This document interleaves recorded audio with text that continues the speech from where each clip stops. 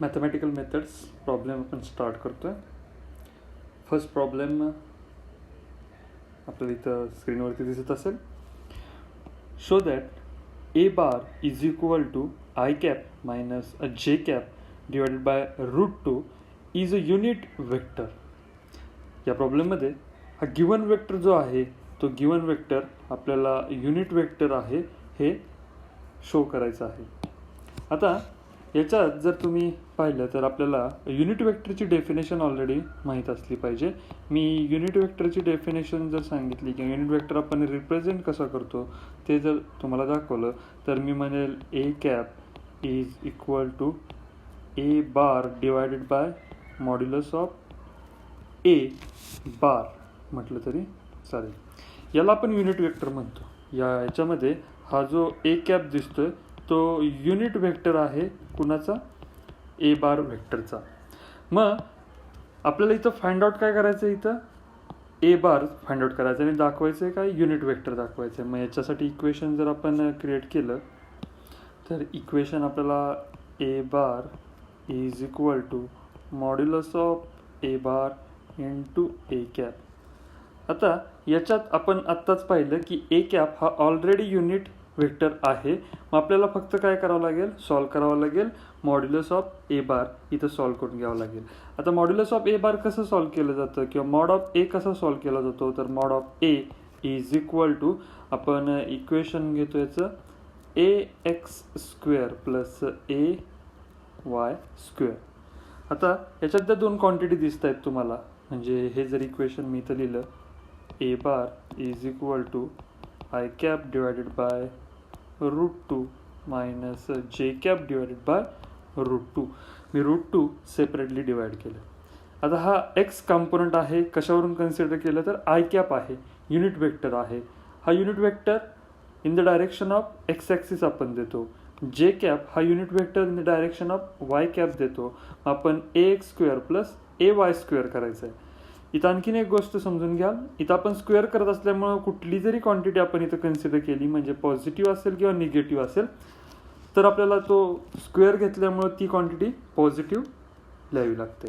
म्हणजे या इक्वेशनमध्ये व्हॅल्यू जर पुट केल्या तर अंडर रूट ए एक्स स्क्वेअर म्हणजे मी म्हणेल 1/√2 square plus minus 1/√2 square.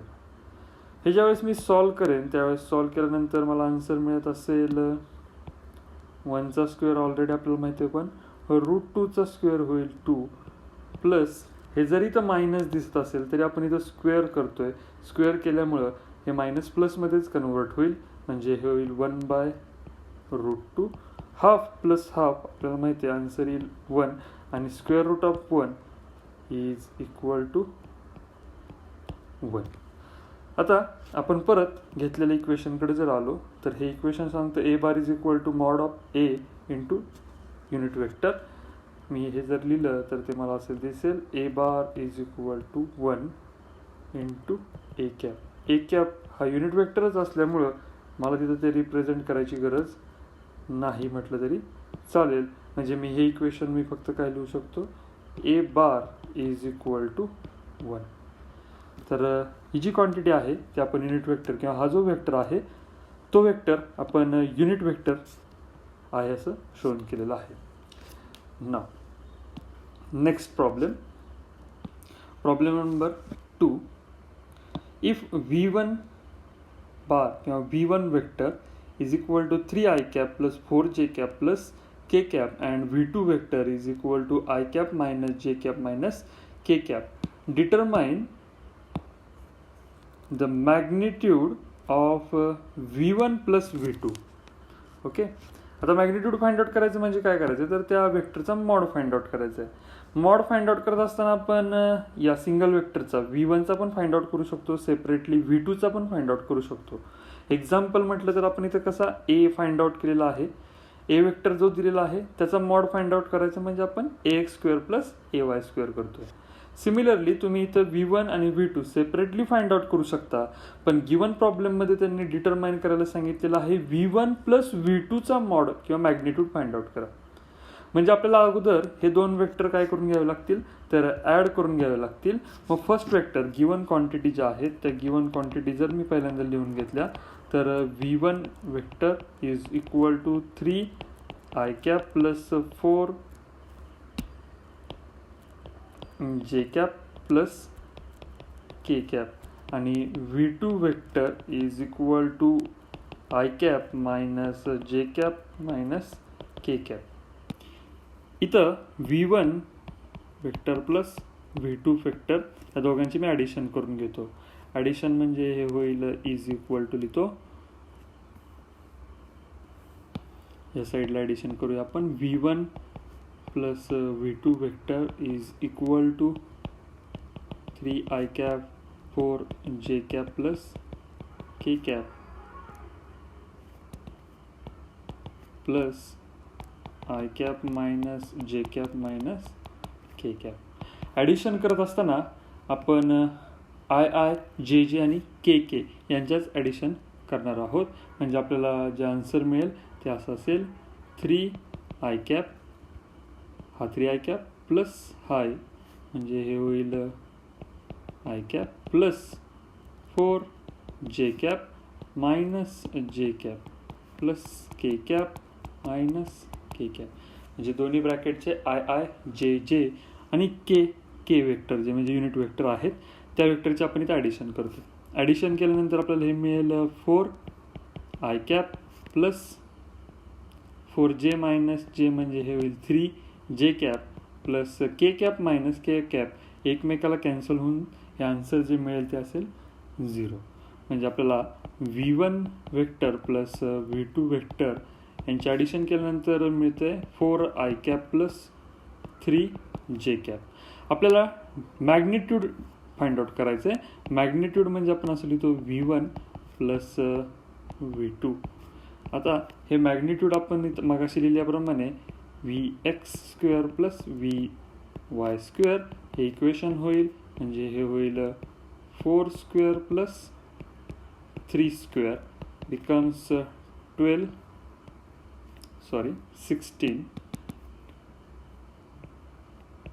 16 plus 9 becomes 25.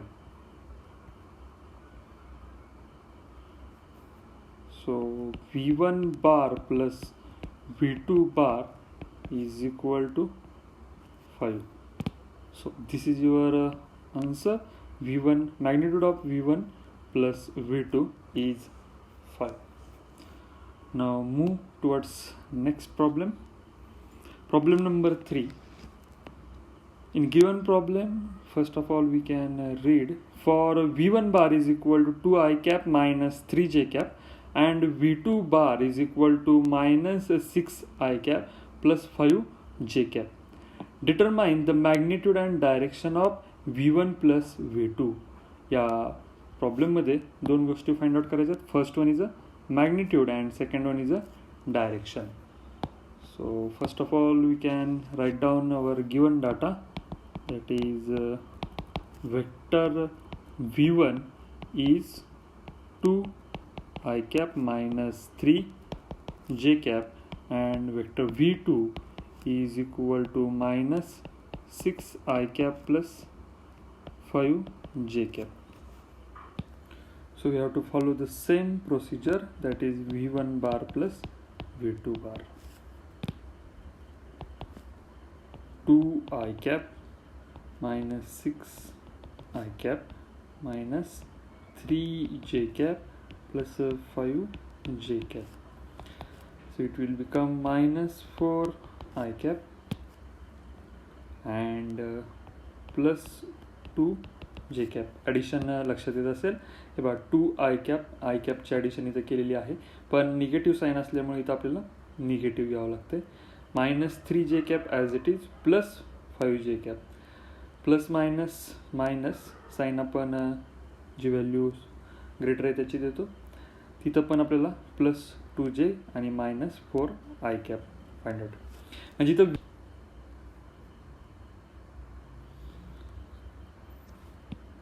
Okay given प्रॉब्लेममध्ये मॅग्निट्यूड फाइंड आउट केलेला आहे V1 प्लस V2चं मॅग्निट्यूड म्हणजे एक्स आणि वायच्या कंपोनंटचा स्क्वेअर करतो.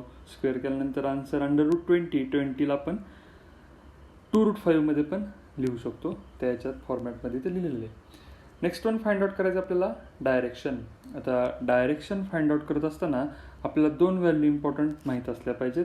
म्हणजे समजा एक्झाम्पल म्हणजे आपण जर इथं V वेक्टर जर लिहिला असेल तर तो असेल Vx I cap plus Vy जे कॅप. तर हा कंपोनंट आणि Vx आणि Vy हे जे 2 आहेत ते आपल्याला माहीत असले पाहिजेत. इथं Vx जो आहे तो आहे -4 आणि Vy जो आपल्याला दिसतोय तो आहे 2. म्हणजे आपल्याला काय करता येईल तर डायरेक्शनचा फॉर्म्युला जो आहे टॅन इनवर्स आपण म्हणतो ते डायरेक्शन इथं देता येतील. फॉर्म्युला आहे theta is equal to tan inverse of Vy upon Vx. म्हणजे y component divided by x component असं आपण लिहितो. प्रत्येक ठिकाणी वेक्टर वेगळा असेल तर त्याचे व्हॅल्यू वेगळे असतील. म्हणजे इथं व्हेलॉसिटी किंवा v वेक्टर आपण डिनोट करतो म्हणून Vy अपॉन Vx लिहितोय. सपोज तिथे एखादं एक्झाम्पल दिलं असेल, त्यांनी L मध्ये दिलेलं असेल, लेंथ वगैरे ते रिप्रेझेंट करत असेल तर Ly अपॉन Lx सुद्धा आपण लिहू शकतो. म्हणजे ज्या वेक्टरने दिलेलं आहे त्याच वेक्टरने आपण इथे रिप्रेझेंट करतो 2/-4.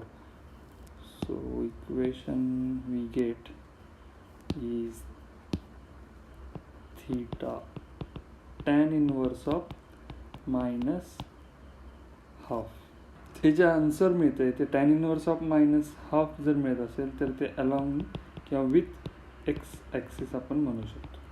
ओके, तर आपलं इथं थीटा आणि V1 प्लस V2 मॅग्निट्यूड म्हणजेच आपण इथं फाइंड आउट केलेलं दिसतंय. तर हा प्रॉब्लेम इथं सॉल्व्ह होईल. ना प्रॉब्लेम नंबर 4 जो आहे तो थोडासा लेंदी प्रॉब्लेम आहे, तो आपण ड्रॉप करतोय तात्पुरता आणि नेक्स्ट प्रॉब्लेमकडे जातोय. Problem number 5. Show that vectors A bar is equal to 2i cap plus 5j cap minus 6k cap and B bar is equal to i cap plus 5/2j cap minus 3k cap are parallel. आता आपले हे जे vector आहेत ते आपल्याला parallel दाखवायचे. तर parallel दाखवायचे असतील तर त्याला आपल्याला कंडिशन माहीत असली पाहिजे. ती म्हणजे जर समजा 2 वेक्टर आहेत आणि त्या 2 वेक्टरला जर आपण पॅरलल सांगतोय तर मी तर लिहितो 2 vectors are parallel when cos theta is equal to 1. cos theta ची व्हॅल्यू काय आली पाहिजे 1 आली पाहिजे. आणि ती कधी येते ज्यावेळेस थीटा हा जो अँगल आहे तो अँगल आपल्याला मिळतो 0 डिग्री. म्हणजे आपल्याकडं फॉर्म्युला आहे, समजा मी म्हटलं स्केलर प्रॉडक्ट किंवा dot product A bar dot B bar is equal to आपण म्हणतो magnitude of A bar into magnitude of B bar into cos theta आपण असं लिहितो. मग कॉस थीटासाठी जर इक्वेशन लिहिलं तर cos theta is equal to A bar dot B bar divide by magnitude of A bar into magnitude of B bar हे equation घेऊ शकतो. मी इथं डायरेक्ट इक्वेशन लिहितो. Cos theta is equal to A bar जो आहे तो आहे आपला 2i कॅप. गिवन या प्रॉब्लेमला आपण घेतलेलं नाही आहे, तुम्ही घेऊ शकता. 2i cap plus 5j cap minus 6k cap dot i cap plus 5/2j cap minus 3k cap. या डॉटला खूप इम्पॉर्टन्स आहे कारण तुम्ही डॉट प्रॉडक्ट घेताय. आय डॉट आय आपण 1 म्हणतो, ते कसं ते आपण कॅरेक्टरिस्टिक्समध्ये पाहिलेलं आहे, त्यामुळे तोही पॉईंट इथं व्यवस्थित लक्षात ठेवाल. आता मॅग्निट्यूड ऑफ A बार जो घ्यायचा आहे तो मी काय करतो डायरेक्ट स्क्वेअर करून टाकतो. म्हणजे हे होईल 2 square plus 5 square plus minus 6 square into म्हणत नाही मी कारण क्रॉस प्रॉडक्ट वगैरे होईल. मी ॲज इट इज इथं लिहितो √1 square into 5/2 bracket square minus 3 square. आता वरचं न्यूमरेटरला जो मल्टिप्लिकेशन करायचं आहे ते आपल्याला डॉट प्रॉडक्ट करायचं. डॉट प्रॉडक्ट म्हणजे I dot I, J dot J, K dot के या क्वांटिटी आपण 1 कन्सिडर करतो. म्हणजे इक्वेशन होईल 2 × 1. इथं जर बघितलं आय डॉट आय तर 2 × 1 म्हणजे हे मिळेल आपल्याला 2 I cap plus 25 divided by 2 जे cap plus 6 3s are 18 minus minus becomes plus 18 k cap divided by into bracket 4 plus 25 plus 36 into 1 plus 25 divided by 2 plus 9 under square root.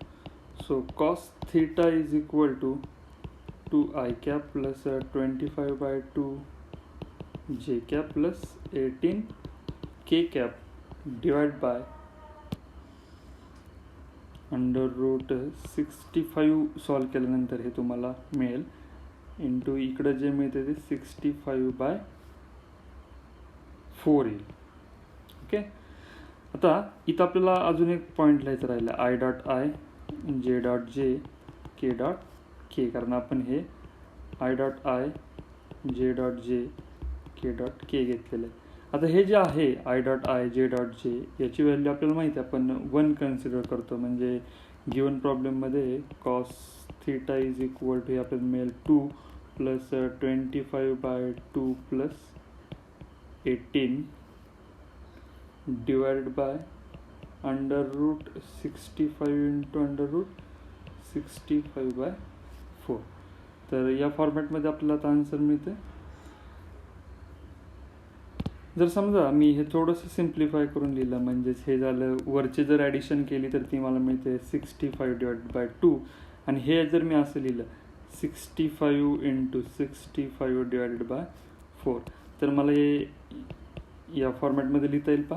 म्हणजे इथं काय झालं 65 इंटू 65 म्हणजे 65चा स्क्वेअर आहे आणि square route पण आहे. म्हणजे स्क्वेअर रूटच्या बाहेर जर काढलं तर हे मला इथं लिहिता येईल 65 आणि डिनॉमिनेटरला इथं मला 4 दिसतंय, 4चं स्क्वेअर रूट घेतलं तर ते मला लिहिता येईल 2.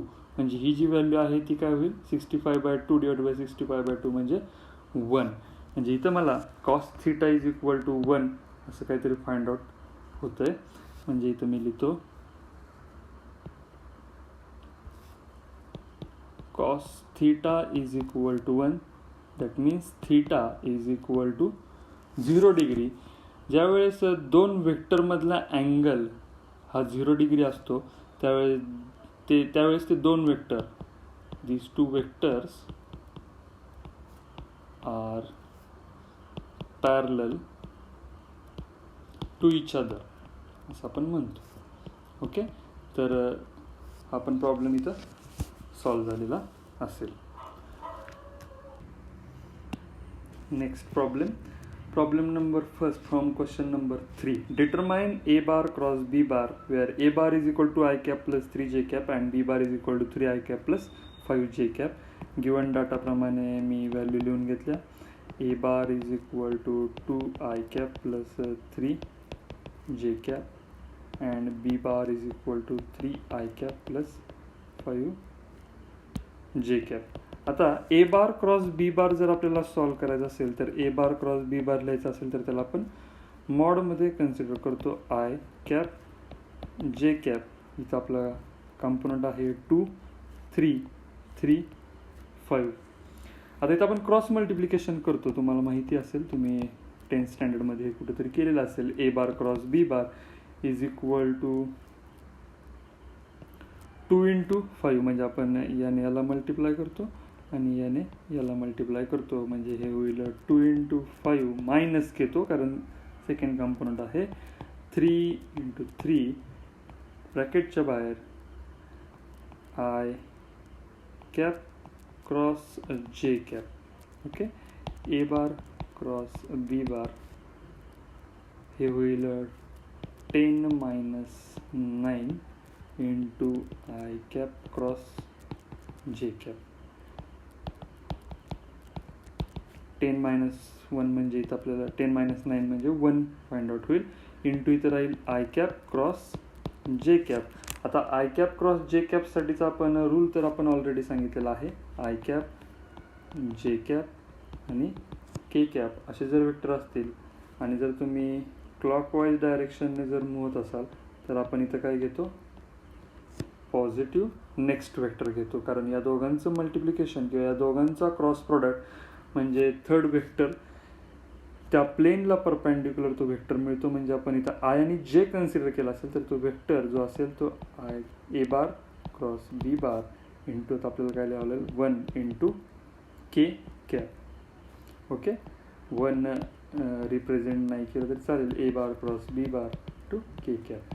हे आपलं आन्सर असेल प्रॉब्लेम नंबर फर्स्टसाठी. ठीक आहे, हा प्रॉब्लेम लक्षात आला असेल. Next problem number 2.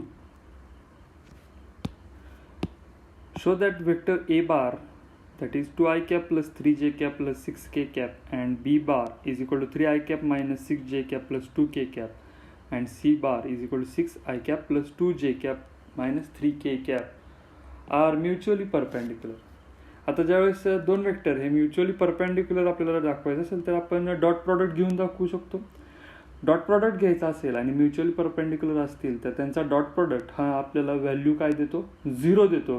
हे आपल्याला माहीत असलं पाहिजे. म्हणजे आपल्याला इथं काय शो करायचं आहे, that is A bar dot B bar is equal to 0. आणि सिमिलरली आपण प्रूव्ह करू शकतो B bar dot C bar is again 0.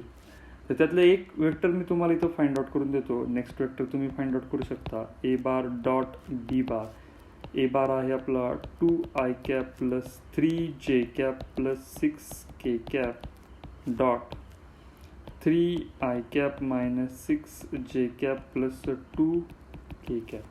या दोघांचा डॉट प्रॉडक्ट घ्यायचा आहे. डॉट प्रॉडक्ट म्हणजे A bar dot B bar is equal to, cross product घेत असताना आपण आय कॅप म्हणजे आय कॅप जे कॅप आणि के कॅप असं घेतो. म्हणजे हे होईल आपलं इक्वेशन 2i कॅप इंटू, किंवा आपण ते डायरेक्ट मल्टिप्लाय करून घेऊ. इथं मल्टिप्लाय लिहिणं म्हणजे डॉट प्रॉडक्टला क्रॉस प्रॉडक्ट करण्यासारखे. 2 इंटू 3 असेल इथं आपल्याला पाहायला मिळेल बा. हे होईल 6i cap minus multiplication 3 into 6 म्हणजे हे होईल 3 इंटू 6 18 आपण म्हणतो, साहित्रिक 18 जे cap 6 into 2 that is 12 plus 12k cap. इथं i cap dot i cap j cap dot j cap k cap dot k cap मिळेल, कारण आपल्याला दोघांचं मल्टिप्लिकेशन करतोय. हे होईल 6 minus 18 minus 12. तर या ठिकाणी तर प्लस दिसतंय, आपण मायनस घेतलं. हे होईल 18 minus 18. So A bar dot B bar is equal to 0.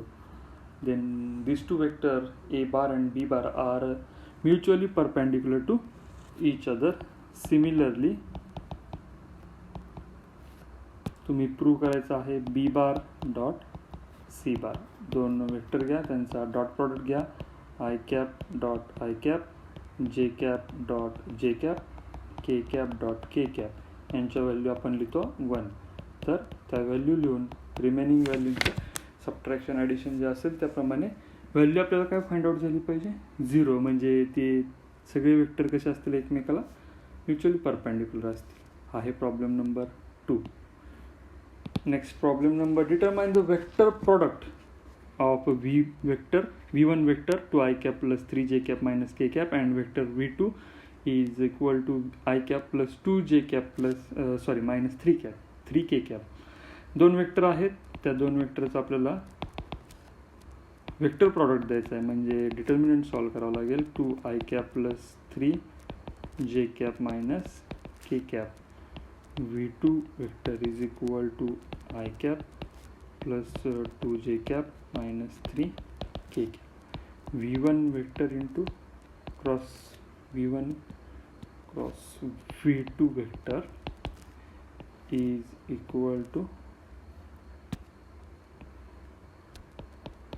I cap, j cap, k cap 2, 3, -1, 1, 2, -3. Solve करत गेलो तर v1 क्रॉस v2 वेक्टर.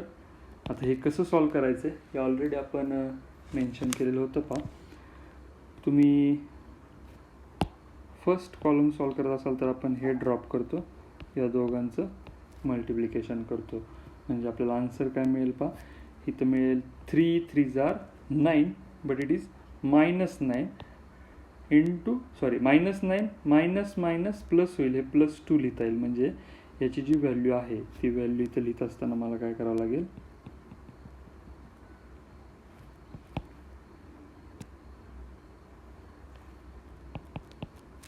-9 आणि हे जे आहे ते 2 × -1 आहे, -2 होईल, पण आपण इथं मायनस ऑलरेडी घेतो म्हणजे मायनस मायनस असं काहीतरी लिहावं लागेल, तर ते प्लस होऊन जाईल. म्हणून मी इथं डायरेक्टच मेन्शन करून टाकतो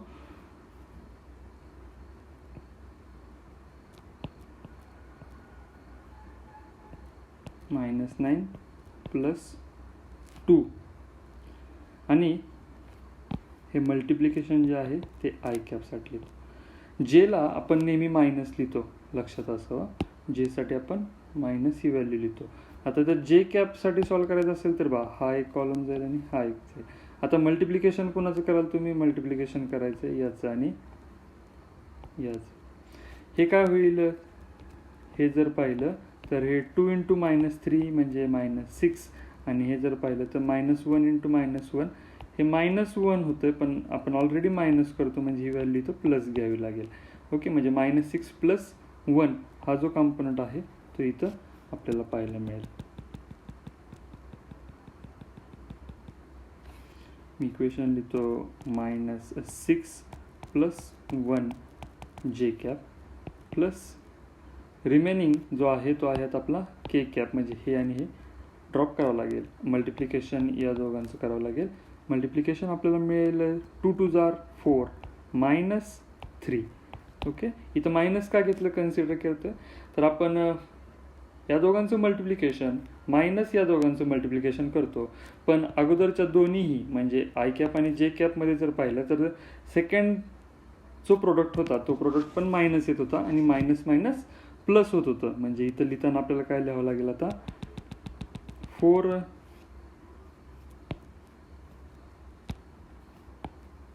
+ 4 -3 के कॅप. समजा मी हे सॉल्व केलं, v1 vector v2 vector is equal to -9 + 2 it will become -7 I cap -6 + 1 it is -5 J cap and last one 4 - 3 1 K cap. So -7 I cap. तर मायनस मायनस आपल्याला प्लस लिहिता येईल, म्हणजे इक्वेशन होईल +5 J cap + K cap v1 vector and v2 vector. Okay, so vector product of two vector, that is v1 cross v2 is equal to 7 I cap plus 5 J cap plus K cap. Problem number 5th one. हा important problem आहे. हा problem विचारला जातो काही वेळेस एक्झामसाठी. Given v1 vector is equal to 5 I cap plus 2 J cap and v2 vector is equal to a I cap minus 6 J cap are perpendicular to each other. त्यांनी इथं condition दिलेली आहे, are perpendicular to each other, आणि determine the value of A. याच्यात आपल्याला value of A find out करायची आहे. ए कुठं दिसतो आपल्याला, इथं दिसतो. आता गिवन वेक्टर जर परपेंडिक्युलर असतील तर आपल्याला माहित आहे की मी इथं वाटल्यास मेन्शन करतो, vector v1 and vector v2 are perpendicular perpendicular means theta, that is angle between them is equal to 90 degree. जर त्या दोघांमधला अँगल 90 डिग्री असेल तर आपण त्या दोघांचा डॉट प्रॉडक्ट जर घेतला V1 bar dot V2 bar is equal to, आपल्याला आन्सर काय आलं पाहिजे 0. का? कारण आपल्याकडे फॉर्म्युला आहे V1 V2 वेक्टर, आणि डॉट प्रॉडक्ट घेत असेल तर magnitude of V1 into magnitude of V2 into cos theta. Cos थिटाची व्हॅल्यूज आपण काय करतोय पुट 90 डिग्री. कॉस 90 आपण 0 देतो म्हणजे ऑटोमॅटिकली आन्सर काय होऊन जाईल 0. आपल्याला हे फक्त प्रूव्ह करायचं आहे, आणि हे प्रूव्ह करत असताना आपण या साईडला 0 कन्सिडर केले की ऑटोमॅटिकली आपल्याला ए ची व्हॅल्यू फाइंड आउट करता येईल. मग आपण डॉट प्रॉडक्ट घेऊया. V1 dot V2 is equal to 5 I cap plus 2 J cap dot A I cap minus 6 J cap. Okay, हे आहे यांचा प्रॉडक्ट जो आहे तो प्रॉडक्ट किती आहे तर 0 आहे. 0 इज इक्वल टू, मी या दोघांचं मल्टिप्लिकेशन करतो आणि या दोघांचं मल्टिप्लिकेशन करतो. 5 into A that is 5A into bracket I cap dot I cap plus minus 6 plus 2 multiplication जर केलं तर हे होईल minus 12 J cap. Minus 12 J cap आपल्याला आन्सर मिळते. आता sorry J cap dot J cap म्हणजे हे होईल 0